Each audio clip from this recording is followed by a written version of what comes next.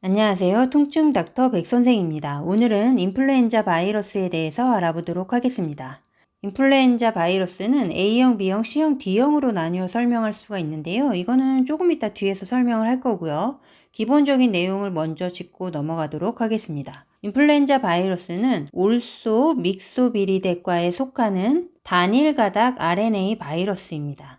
이 단일 가닥이기 때문에 싱글 스트레인디드 RNA라고 이제 얘기를 하고요. 약자로 ssRNA라고 얘기를 합니다. 이 단일 가닥 RNA 바이러스는 음성과 양성으로 나뉘게 되는데요. 이 중에 음성에 해당이 됩니다. 이 양성이 코로나 바이러스에 해당이 되고요. 그래서 -ssRNA로 이제 보통 표기를 하게 됩니다. 자, 본격적으로 알아보기 전에 먼저 바이러스에 대한 얘기를 조금 하고 넘어가 보려고 합니다. 바이러스는 우리가 보통 세균과 많이 비교를 해서 얘기를 하죠. 세균이 바로 박테리아에 해당이 되죠. 자, 바이러스를 보통 세균과 비교하는 이유는 둘 다 굉장히 사이즈는 굉장히 작고 우리 몸에 질병을 일으키는 원인이 되기도 하는 애들이죠. 하지만 바이러스와 세균은 엄연히 다른 애들이죠. 일단 크기도 차이가 있습니다. 세균은 보통 1에서 5 마이크로미터 정도의 크기를 갖는다라고 얘기를 하고요. 바이러스는 세균보다 훨씬 더 작은 사이즈를 가지고 있죠. 보통 100 나노미터 정도에 해당이 됩니다. 그리고 바이러스는 살아있는 세포 안에서만 증식을 하죠. 즉 살아있는 세포가 없으면 증식을 하지 못하게 됩니다. 반면 세균 같은 경우에는 그냥 밖에 두어도 증식을 할 수가 있죠. 왜냐하면 자신이 살아있는 세포이기 때문입니다. 그래서 어떤 양분과 조건, 환경만 잘 맞게 되면은 증식을 스스로 할 수가 있는 거죠. 반면 바이러스 같은 경우는 살아있는 세포에 다양한 것들을 이용을 하게 됩니다. 뭐 효소도 이용하고 리보솜도 이용을 하고요. 이것들을 이용하여 증식을 하기 때문에 살아있는 세포 밖에서는 이제 증식을 할 수가 없게 되는 거죠.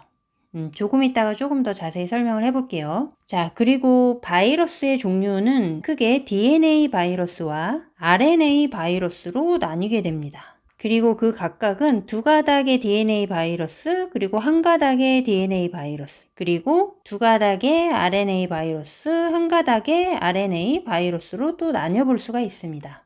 이 중에 오늘은 인플루엔자 바이러스에 대해서 얘기를 하고 있기 때문에 인플루엔자 바이러스는 세균이 아니고 바이러스이죠. 그리고 RNA 바이러스입니다. 그리고 한 가닥으로 구성된 RNA 바이러스라고 아까 위에서 이제 잠깐 얘기를 했었죠. 제가 왼쪽에 미리 그림을 하나 그려놨는데요. 먼저 바이러스가 어떻게 증식을 해나가는지 그 과정에 대해서 잠깐만 짚고 넘어가도록 하겠습니다. 이 왼쪽에 있는 그림 바이러스는 안쪽에 이제 DNA라는 유전 정보를 저장하고 있는 DNA를 가지고 있는 애고 그 주변을 둘러싸고 있는 외피 단백질로 이렇게 구성된 바이러스를 예로 들어보도록 하겠습니다.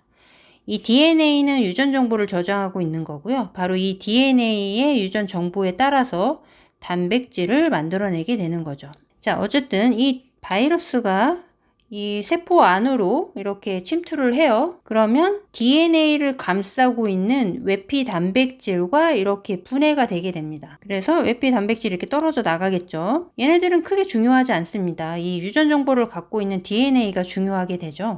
그래서 먼저 이 DNA를 복제하게 됩니다. 복제는 레플리케이션이라고 얘기를 하죠. 즉 이 DNA를 이렇게 여러 개를 이렇게 복제를 해 나가게 되겠죠. 그리고 복제만 하는 게 아니라 전사라는 게 또 이루어지게 됩니다. 트랜스크립션이라고 얘기를 하는데요. 즉 전사를 하면서 RNA를 만들어내게 되죠. 여기 조금 확대해서 볼까요? 그리고 이 RNA에서 이제 단백질을 합성하게 되는데 그 과정을 바로 번역이라고 얘기를 하죠. 트랜슬레이션. 그래서 이 RNA에서 바로 단백질들을 만들어내게 됩니다. 그래서 이렇게 복제해 놓은 DNA와 이렇게 만들어낸 단백질을 다시 조립을 하게 되죠. 그래서 이렇게 조립된 바이러스를 다시 밖으로 내보내게 되는 거죠. 그런데 우리가 아마 중학교 때도 배웠을 텐데 이 RNA를 가지고 단백질을 합성하기 위해서는 리보솜이라는 소기관이 필요하죠. 그런데 바이러스는 리보솜을 가지고 있지 않습니다. 그래서 살아있는 세포에 들어가서 그 살아있는 세포의 리보솜을 이용해서 단백질을 만들어내게 되죠. 그리고 뭐 전사나 복제나 이런 반응들을 하게 될 때 이런 물질 대사를 하기 위해서는 효소가 필요하게 되는데 바이러스는 이러한 효소들을 가지고 있지 않습니다.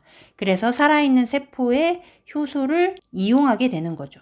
그래서 바이러스는 살아있는 세포 내에서만 그들의 것을 이용하면서 증식할 수 있게 되는 겁니다. 자, 근데 아까 인플루엔자 바이러스는 RNA 바이러스 중에 이제 한 가닥으로 구성이 된다라고 했었죠. 그래서 뭐 이쪽 그림으로 다시 와볼까요? 인플루엔자 바이러스는 이렇게 DNA부터 출발하는 건 아니기 때문에 이 RNA 자체에서 mRNA라고 하는데 얘에서 바로 RNA를 복제를 해내고 그리고 이 RNA에서 바로 단백질을 만들어내게 됩니다. 그래서 이 과정이 얘보다는 굉장히 단순하죠.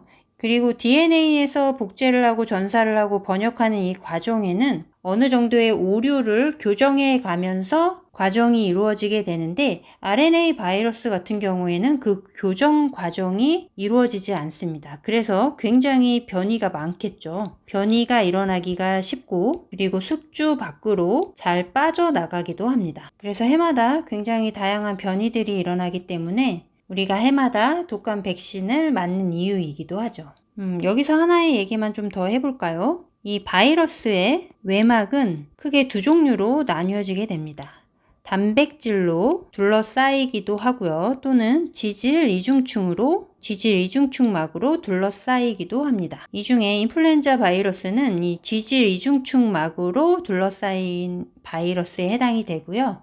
이 둘의 차이라면 단백질이 조금 더 외부 환경에 강하다라고 생각을 하시면 됩니다. 그래서 이 숙주 밖으로 살아있는 세포 밖으로 나와도 바로 죽지 않고 한 몇 년 이상은 조금 살 수 있는 이런 강한 단백질로 이 내부에 있는 유전 정보 DNA나 RNA를 보호하고 있는 거죠. 반면에 지질 이중축막은 그렇다고 지질 이중축막이 세포 밖으로 빠져나와서 바로 죽는 거는 아니고요. 한 하루 이틀 정도는 그 안에 있는 유전 정보를 보호를 해줄 수가 있는 거죠. 하지만 이 지질 이중축막은 비누에 굉장히 약합니다. 아마 TV나 이런 데서도 아마 많이 보셨을 거예요. 그래서 이제 손을 비누로 잘 닦게 되면은 그래도 독감이나 이런 것들을 좀 예방할 수 있다. 이렇게 알고 계시는 게 바로 이 이유 때문입니다. 즉, 비누로 어느 정도 제거가 가능합니다.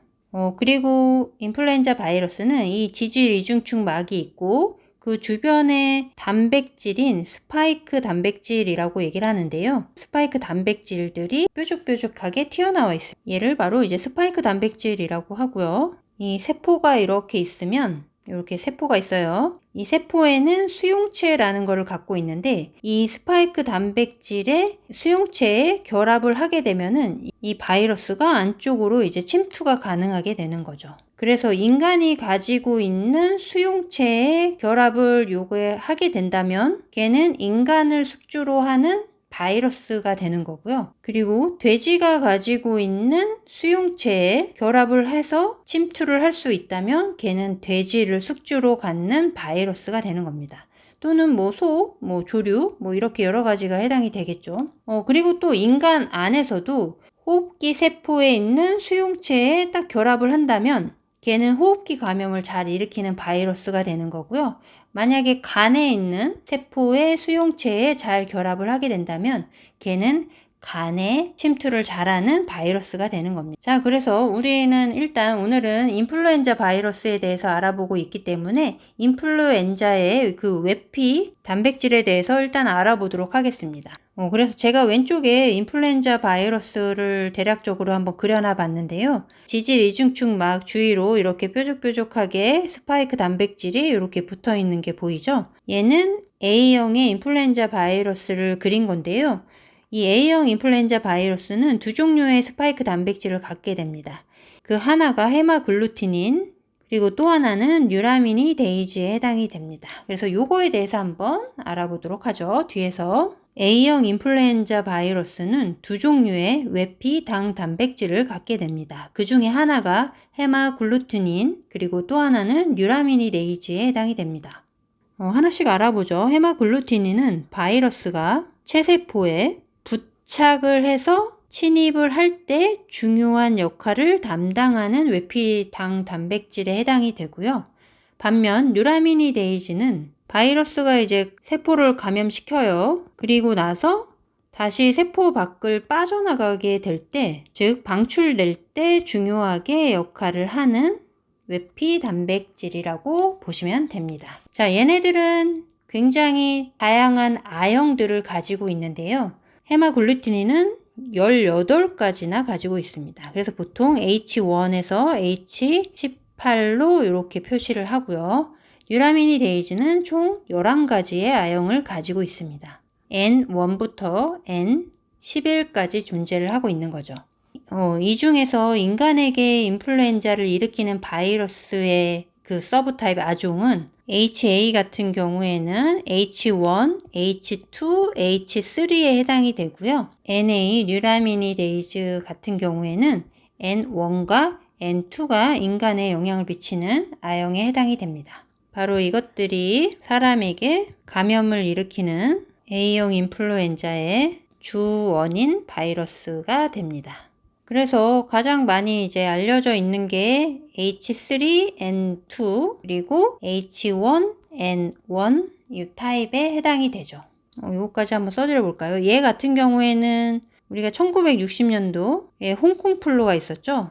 그때의 아형이라고 보시면 되고요. H1N1은 1918년도에 스페인 플루, 스페인 독감, 그리고 2009년도에 신종플루가 있었죠. 신종플루는 이제 돼지독감이라고 보통 얘기를 합니다. 이때의 서브타입이 바로 각각에 해당이 되는 거죠. 자, 여기까지 알고 이제 인플루엔자 바이러스의 4가지 타입에 대해서 한번 알아보도록 하겠습니다. 먼저 가장 흔한 게 A형 인플루엔자죠. 얘 아형은 방금 얘기했다시피 H3N2 그리고 H1N1에 해당이 되는 거고요. 보통 얘의 증상은 중등도에서 중증의 임상 증상을 나타내게 됩니다. 그리고 인간의 모든 연령에서 발생할 수가 있고요. 그리고 중요한 거는 인수, 공통, 감염에 해당이 됩니다. 즉, 사람에게도 돼지에게도 그리고 조류 등 다양한 동물에도 이 A형 인플루엔자 바이러스의 감염이 일어날 수가 있다는 거죠. 그렇기 때문에 항원 대변이가 일어날 수가 있습니다. 영어로도 한번 쓸게요. 안티제닉 시프트라고 합니다. 이 항원 대변이, 항원 소변이에 대해서는 제가 간단하게나마 한 시간을 따로 떼서 한번 얘기를 해보도록 하겠습니다. 이 항원 대변이 굉장히 많이 변이가 일어난다라고 이제 일단은 생각을 하시면 되고요. 그렇기 때문에 인구 집단에서 대유행을 일으킬 수가 있습니다. 팬데믹이라고 얘기를 하죠. 팬데믹을 초래할 수가 있게 되는 거죠. 자, 이제 B형 인플루엔자를 볼게요. B형 인플루엔자는 인간, 물개 요 정도에서 인플루엔자 감염이 일어나게 됩니다. 즉, 종이 A형 인플루엔자에 비해서는 감염시키는 종이 다양하지는 않습니다. 그래서 얘는 항원 대변이까지는 아니고 항원 소변이를 일으킬 수 있죠. 얘를 안티제닉 드리프트라고 합니다. 그래서 얘는 대유행까지는 아니지만 소유행은 일으킬 수가 있죠. 이거를 에피데믹이라고 얘기를 합니다. B형 인플루엔자의 변이는 A형보다는 천천히 변이가 일어난다라고 하고요. C형에 비해서는 빨리 변이가 일어난다라고 합니다. 그리고 B형에도 2가지 계통으로 나눠지게 되는데요. 알려진 2가지 계통이 있는데요. 그게 B 빅토리아 그리고 B 야마가타 이 2개의 계통으로 나뉘어지게 됩니다. 아마 뉴스에도 많이 보셨을 텐데 사카 백신을 맞는다, 또 독감 사카 백신을 맞는다라고 하는 게 이 A형의 아형인 이 2가지와 이 B형의 계통인 2가지를 혼합된 거를 다 커버할 수 있는 사카 백신을 맞는 거를 의미하게 되는 거죠. 이제 작년까지만 해도 이제 3가 백신이 있었는데, 이 3가 백신이라는 거는 이 A형 이 2가지와 이 B형 중에 하나를 이제 선택해서 맞는 거를 이제 3가 백신이라고 하고요. 올해 같은 경우에는 제가 알고 있기로는 국가에서 의무적으로 이제 맞게 해주는 게 이제 4가 백신을 해주고 있기 때문에 굳이 3가 백신은 사용하지 않고 이제는 전부 다 4가 백신으로 주사를 하는 걸로 일단은 저는 알고 있습니다. 이 백신에 대한 얘기도 나중에 한번 떼서 한번 얘기를 해보도록 하죠. 그리고 이제 C형 인플루엔자로 가봅시다. C형 같은 경우에는 사람, 그리고 돼지 정도에서 감염을 일으킨다라고 알려져 있고요. 보통 A형, B형에 비해서는 증상이 그렇게 심하지는 않지만 그래도 급성 호흡기 증상을 일으킬 수 있다라고 알려져 있습니다. 그리고 C형 같은 경우에는 에피데믹을 거의 일으키지는 않는다라고 이제 알려져 있죠. 왜냐면 아까도 말했듯이 변이 속도가 느리기 때문이죠. 자, 그리고 이제 D형 인플루엔자 바이러스는 주로 소에 영향을 주고 인간에는 거의 감염이 일어나지 않는다라고 알려져 있습니다. 자, 이렇게 A형, 그리고 B형, C형, D형에 대해서 한번 알아봤는데요. 전체적으로 한번 비교를 조금 해보자면 이 A형과 B형은 바로 계절, 독감을 일으키는 원인이 되는 애들이죠. 그래서 백신도 얘네 이 네 가지를 이용해서 백신을 맞게 되는 거고요. 그리고 조금 더 한번 나가볼까요? A형과 B형은 이 외피당 단백질이 아까 있다라고 얘기를 했었죠. 그게 HA, 헤마글루틴인과 유라미니데이즈 얘네 둘로 구성이 되어 있고요. C형과 D형은 얘네들이 없고 적어볼게요. 외피당 단백질이 HEF를 약자로 쓰는데요. 한번 다 적어볼게요. 헤마글루티닌, 에스터레이즈, 퓨전. 그래서 외피당 단백질이 A, B형과 C, D형은 좀 다르다. 이렇게 알고 계시면 되고요. RNA의 개수도 다릅니다. 얘는 RNA가 8개, 그리고 얘네는 RNA가 7개로 구성이 되어 있습니다. 요 정도까지만 일단 해볼게요. 그래서 오늘은 인플루엔자 바이러스 A, B, C, D형에 대해서 알아봤고요. 전반적으로 바이러스에 대해서도 조금 한번 얘기해보는 시간을 가져봤습니다. 추후에 항원 대변이, 항원 소변이 요거에 대해서도 한번 다뤄보고요. 시간이 된다면 백신에 대해서도 한번 다루는 시간을 가져보도록 하겠습니다.